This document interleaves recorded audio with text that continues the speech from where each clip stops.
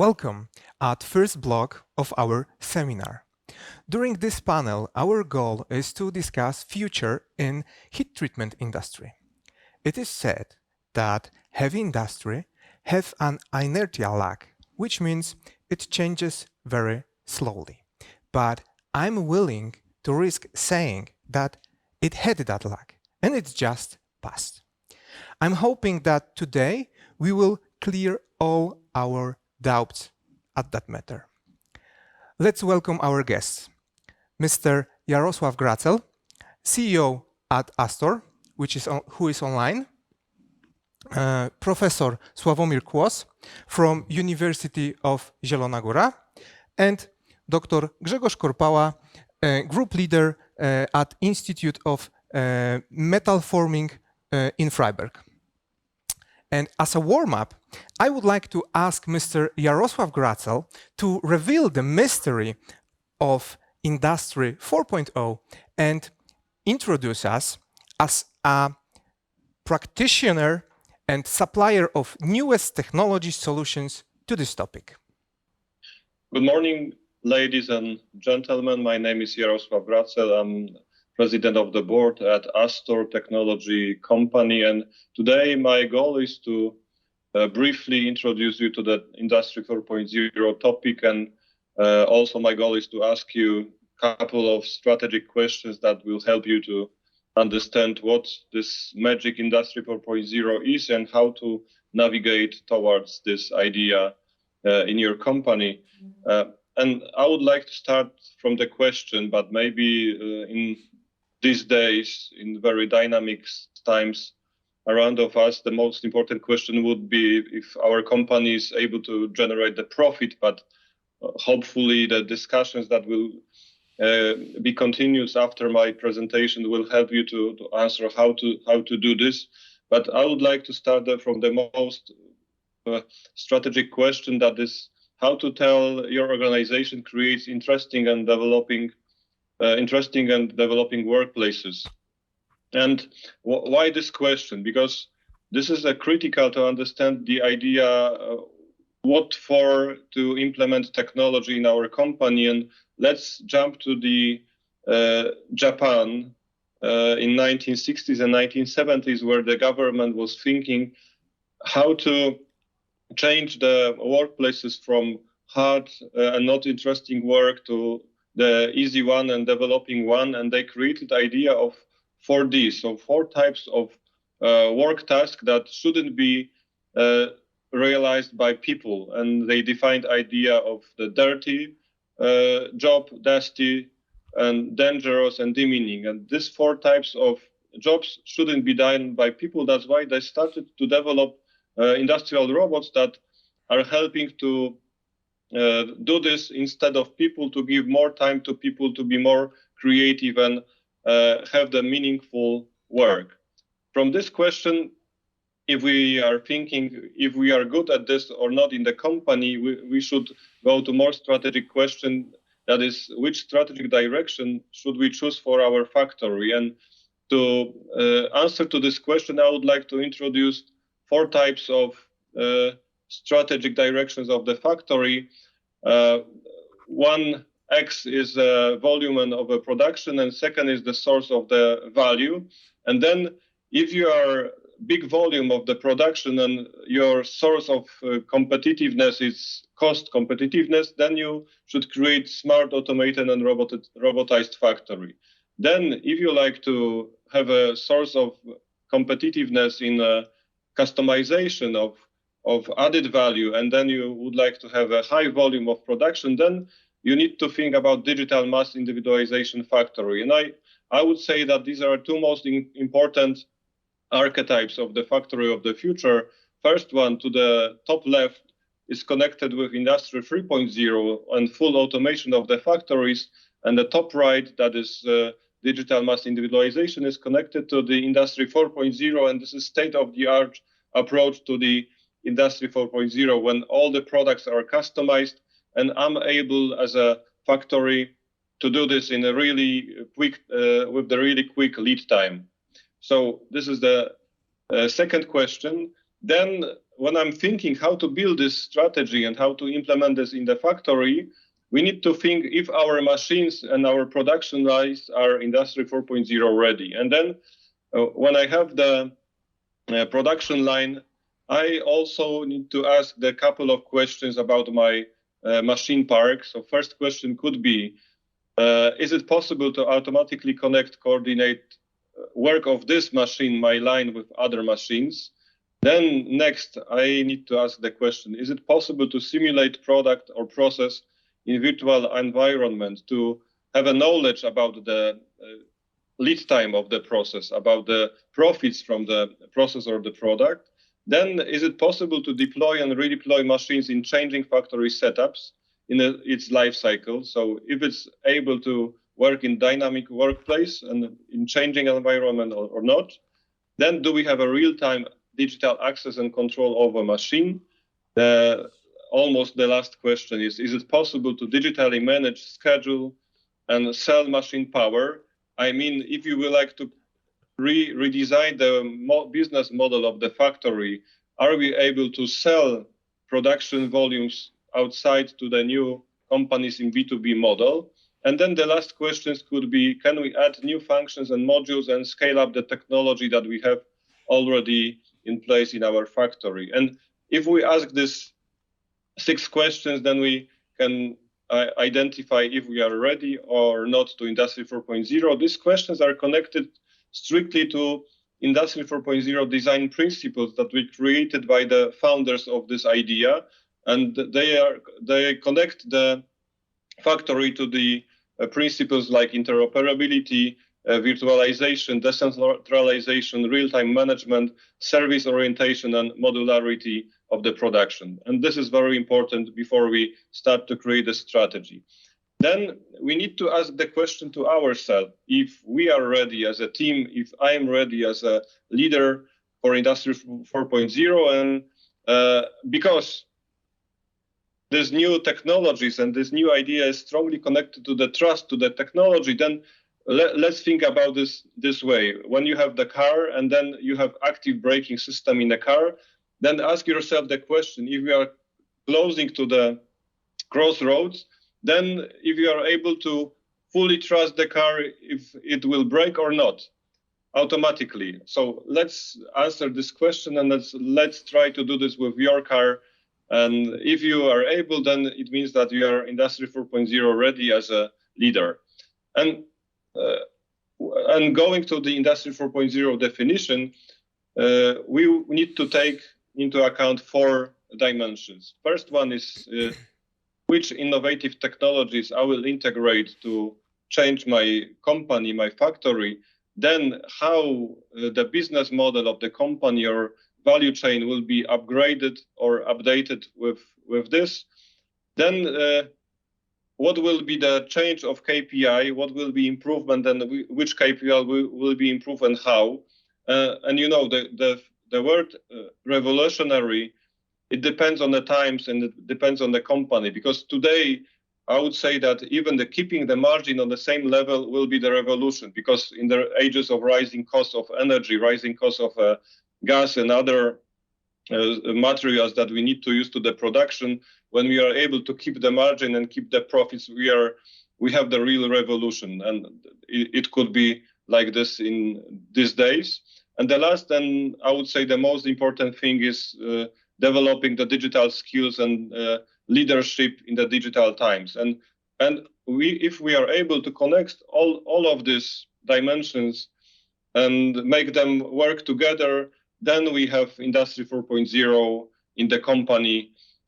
So I encourage you to use this definition for Industry 4.0. And as just a few words about the company, we created, as a part of the Digital Innovation Hub for Industry in Krakow, 2 showrooms when we are able to present Industry 4.0 idea and also intelligent robotics idea, just to have the idea how to go step by step to Industry 4.0. If you are starting from the Industry 2.0, 3.0, 3.5, because every company is on a different level today. So let's develop towards Industry 4.0. We have a lot of work to do. And that's it from my side. And I will share the voice with the studio. Thank you very much for this broad and clear introduction. And I would refer to your last slide from the presentation, just to sum up the whole presentation. Do you think that every company should transform or should try to transform? And if so, then why? I think that in these days we are living in this kind of times where any company should think strategically, because when we are thinking only about today and tomorrow, it's not enough, because we need to prepare for the different scenarios in the market. That's why I would say that every company should think strategically, should think how to move from 3.0 to 3.1, then to 3.2, and to have idea for itself for the next 1, 2 or 3 years, and then have the different scenarios dependent on what is happening around the company. So that's my thought on this. Okay, thank you. That's a very practical point of view. Thank you once again. Next question, I would like to ask to Professor Sławomir Kłos, with whom we had a few occasions to cooperate and who gives us an opportunity to learn an academic approach to an idea of Industry 4.0. And the question is, what challenges will industrial furnaces manufacturers face in next 5 years in reference to Industry 4.0? Okay, thank you. The global economy is changing, and the key challenges of the global economy, in my opinion, include the reduction of energy consumption and sustainable development, the deficit of technical personnel, the deficit of engineers, improvement of efficiency with one side, with the high customization and individualization of products, other side, and destruction or changing of supply chains, and what result with rising cost and of materials and spare parts. All these challenges concern manufacturers of industrial furnaces. Industrial heat treatment furnaces today are very complex and are very complex devices that are engineered to order for for individual requirements of customers, and they required a lot of engineering works. It means according the latest research, about or more than 60% of large enterprises understand what is the Industry 4.0. Machine manufacturers and automotive industry are more enthusiastic for the implementation of Industry 4.0, and in my opinion, the customers, the industrial customers, force you or will force you to implement the solution in area of Industry 4.0. Heat treatment is, of course, the or often the last stage and the bottleneck in the production flow, in the production lines. It means the communication with other devices based on the IoT technologies, the autonomous reaction on the changing of the production planes, or ability to create the digital twins, that are only some challenges which should be taken into account. And next, the heat treatment and your products are very energy intensive. It means maybe last year it was not so important for your customers, but today and next years it will be, in my opinion, crucial because the energy consumption directly has directly impact on the final or on the price of the final products. It means it was all challenges which we should take into account, and I think it is the challenges for Industry 4.0 for you. Okay, I understand. Thank you. I'm glad that you mentioned about cyber world, predictive maintenance, Internet of Things, and all other digital solutions and technologies. As a matter of fact, we at Seco Warwick are aware of all those challenges which you mentioned, and we have prepared solution which we called Furnace Plus.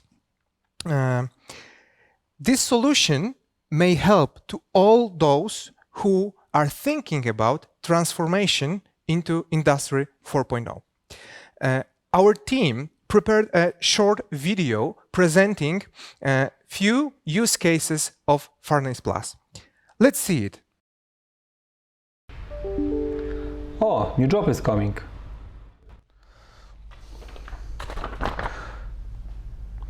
I will show it to Michael.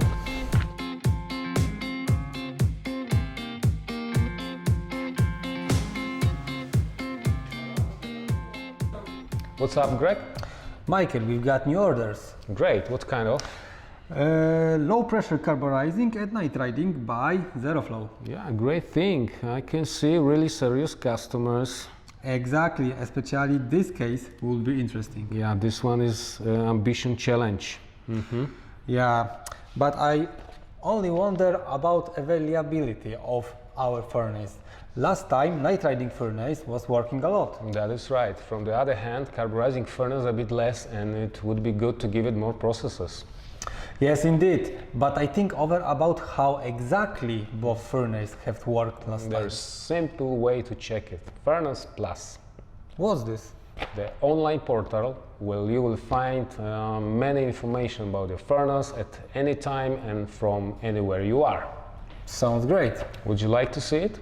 Yes, of course. So let's go to the office. I will show you.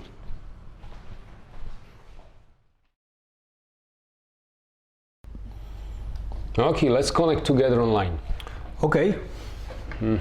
So, are you with me? Yes, I am. Look at the first sheet. Okay. It's overall equipment effectiveness, a very good indicator of effectiveness, telling user about useless of device in the past.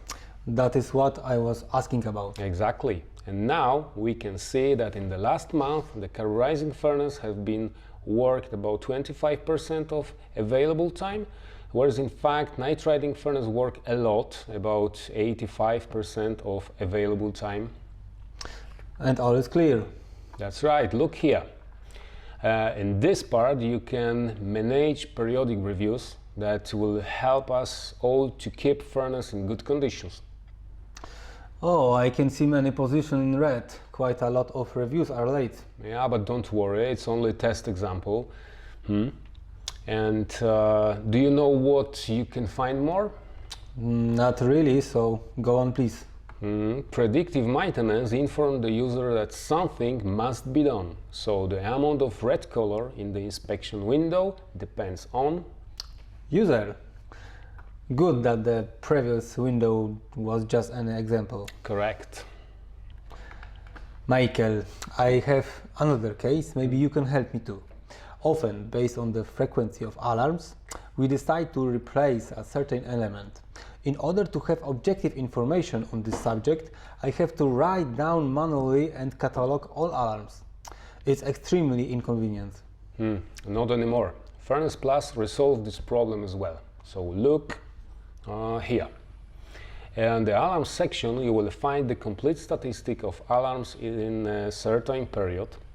And this test example shows us that low high pressure alarms occurred very frequently during the 6th month. And what do you think about this function? It's very helpful. It's much better solution than we have right now. Correct. Check this out. This very useful window that summarizes the process performed on the furnace on one page Here you can see a series of process data, recipes and freely selected parameter statistic. Cool thing. And what kind of system can be controlled? The most important, so a heating system, a pumping system, a cooling system. And how does it work? So first of all, the furnace must be equipped with a diagnostic system. Then each of the mentioned system can be checked and analyzed in terms of parameters such as temperature, current, vibration, sound, uniformity, efficiency, and so on and so on. And that's all in Furnace Plus? That's right. Everything in one place in a constantly developing product. And how? Thank you, great. Very interesting and helpful tool. I can wait for full version. Me too. Thank you guys for this short video. As one of the creators of this product, I have to say that this is a brief example of just few features Furnace Plus has. If you want more, you can visit our website with more information about our products. Somewhere at the bottom you should see the link. Okay, moving forward. Professor, do you think this is the right way of introduction of Industry 4.0? Absolutely. The information is key value in today's world, especially in the world of technology.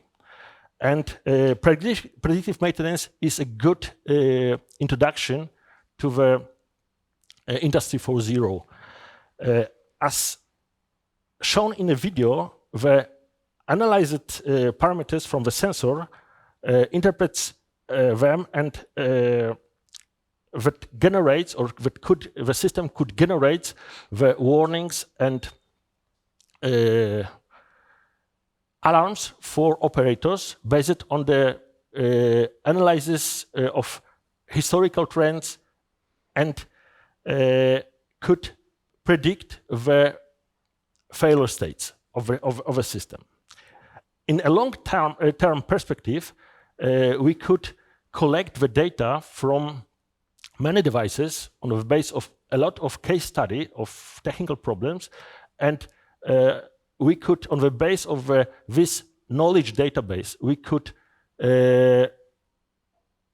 create an intelligent decision support system which could support the maintenance of your products. Okay, so regarding future, some people say that it is impossible to predict the future. But being honest, I have to admit that I do believe that in certain situations we are able to predict the future, even with quite a good accuracy. Professor, what do you think about this opinion? Okay. If we analyze the last few years, pandemic, war in Ukraine, energy crisis, we should be very careful to formulate any forecasts, of course. And analysis, for example, the science fiction literature from 70s or 80s show us that it is very difficult to predict the future. However, when it comes to predicting failure states of technical systems, it could be done with very high accuracy and very high probability. Of course, that it needs a lot of research work, a lot of experiments. We should simulate the failure states, but the practice shows us that after this work, the results could be very, very impressive. Okay, so could you tell us why predictive maintenance will be important for product development and heat treatment industry? In many industries, heat treatment process is critical and often determines the safety, sometimes the life of end product users. This applies such branches as aviation, automotive industry, or energy production. Modern industrial furnaces are not cheap. You know it. Yes, indeed. And the possible failure may lead to reducing efficiency or stopping the production line. And in the result, it could cost millions euro. In many cases, the charge processed by the furnaces could be more expensive than the device itself. And just for these reasons, implementation of the predictive maintenance system in your devices is very, very important. Of course, there is no technical system which are failure-free. And the more complex the device is, the more likely it is to fail. The industrial furnaces include a lot of complex subsystem, heating, cooling, pneumatic gas, computer control system. And of course, it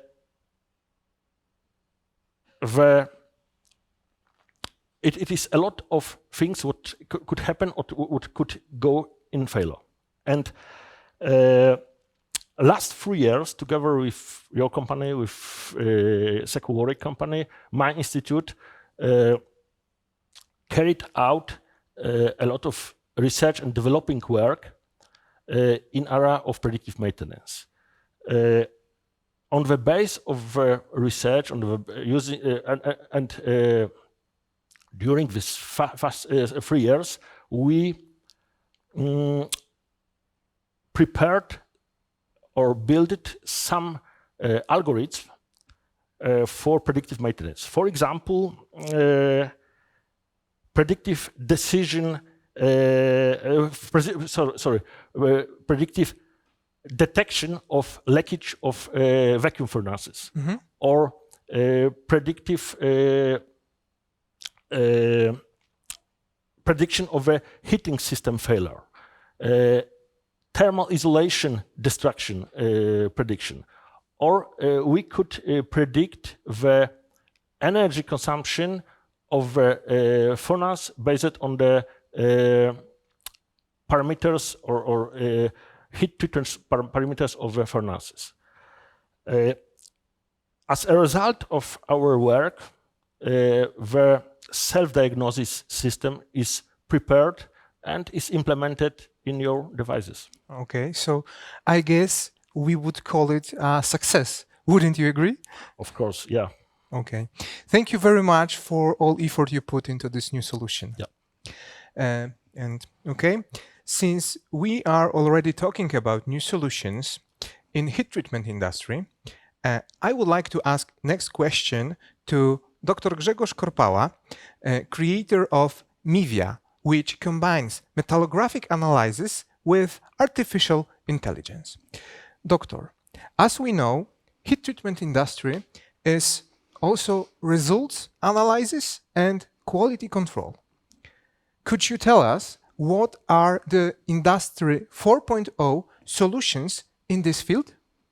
Yeah, of course. There is a lot of already existing solution like tensile test and hardness test, which are connected to the system, to the idea Industry 4.0, and those machines or control systems connect or give the information online to the management system and deliver the information of the state of the process chain. Of course, those parameters of materials are important to sell material, but the most important is those parameters depend on microstructure.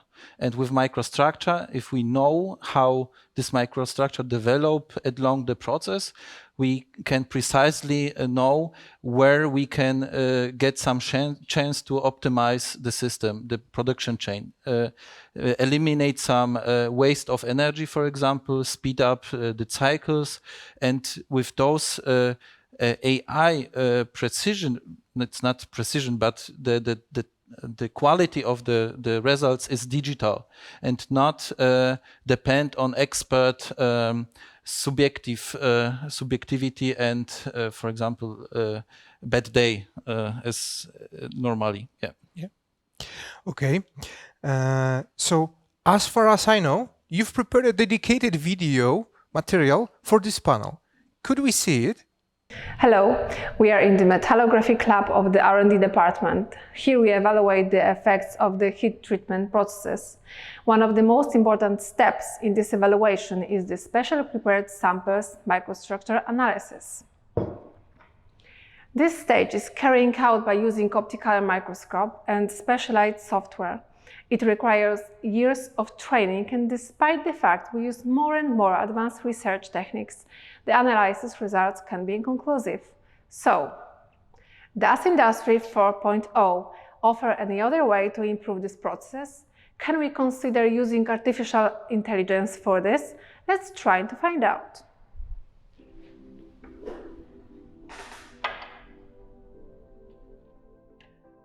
Our curiosity drove us to Berg Academy University of Technology in Freiburg, where MIVIA, the microstructure analysis application, has been created.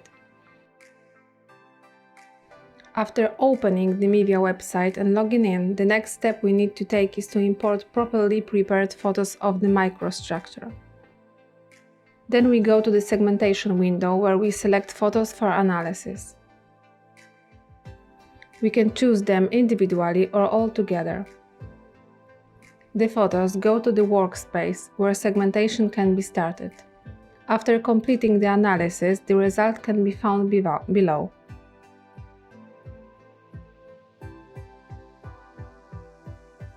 The first test concerned a ferritic microstructure that was correctly identified. Subsequently, the ferritic perlitic microstructure with bainite elements was also correctly identified. Even in the intricate structure of bainite, each type has been separated. The next image shows the correctly interpreted structure of martensite and bainite.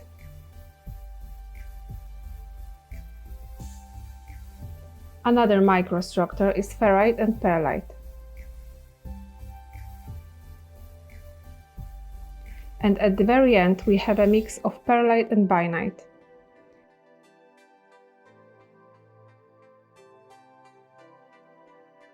Received results we can save and then generate a report in PDF.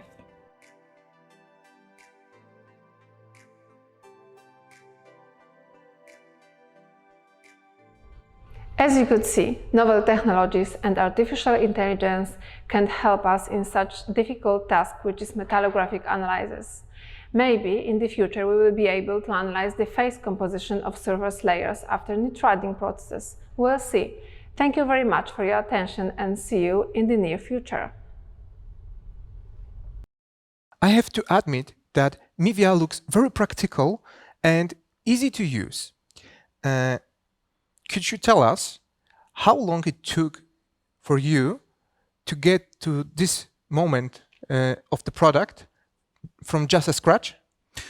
Well, it's we developed this product about 8 years in our lab. We now started large project last year, October, and we we perform tests of microstructure. Now we have 2 million pictures of microstructure, which we use to learn our AI, and with unsupported learning training, we try to get the most of the information, and not only the information which we know, there is perlite, ferrite in microstructure, but also get the answer on those questions we didn't ask from microstructure. Okay, and please tell us what possibilities opens up for employees supervising processes integrated in Industry 4.0 and controlled by artificial intelligence. Well, of course, such tests are speed up through this system. Mostly one analyze of the picture take 5 minutes, and we can reduce it to 5 seconds, fully automatic. But of course, this time can be managed to another things. For example, the expert, which have whole package of data from microstructure, can be more sensitive to changes in the process and get more information and concentrate on not very not funny work on microscope, but concentrate to optimize and get more efficient the process chain. Okay, so one concern comes up. The amount of data needed to train AI systems seems to be a limitation and quite a big challenge for this technology. With my team, we faced this issue a few times. So are there any other ways to bypass this limitation? Yeah, since we work on this topic 8 years, of course, the data which we connect, we know it since 8 years. We need to collect the data because we want to make this artificial intelligence quite unique. But at the time, there is 2 ways, for example. By images, we can rotate it. So from one picture of microstructure, you get 4. By autonomous driving, you cannot rotate images. It will be strange. But this is the method for my microstructure. And other way is new methods. It's reinforcement learning, where we generate, so the neuronal networks are trained on very small amount of data, and they used to statistical component of those data, and then generate synthetic data which can be used to train more simple neuronal networks for process controlling and so on. Okay, thank you. I think I have to dig into this topic because it really gives hope. Thank you for the tip, Doctor. Mr. Jarosław, as a professional who works with newest technologies every day, I would like to ask you, what future is Astor dreaming of? I have just a simple answer to that. So we are dreaming of the future where, at least in Poland, we have the situation where there is enough engineers, like automation engineers, robotics engineers, IT engineers, to take care of all of these innovative applications and technologies that are helping to develop the companies and make them more competitive. So this is only one dream that we have. Okay. Indeed, this is a very interesting picture, and I would rather say prediction. Thank you very much. Since our panel is coming to an end, and thanks to our guests, now we know a bit more about idea and implementation of Industry 4.0 in heat treatment industry. We all are aware of upcoming challenges and new opportunities. As a conclusion of this panel, we may say that going and moving alongside with newest technologies and software, we would make a progress, grow the company, and makes our work and life easier. Having this opportunity, I would also like to give a takeaway question to our audience. Since the future is already now, what are you going to do about this? Thank you to our viewers and our great guests, Mr. Jarosław Gracel, who is online, Professor Sławomir Kłos, Thank you very much. and last but not least, Dr. Grzegorz Korpała. Thank you. Thank you and see you at next panel.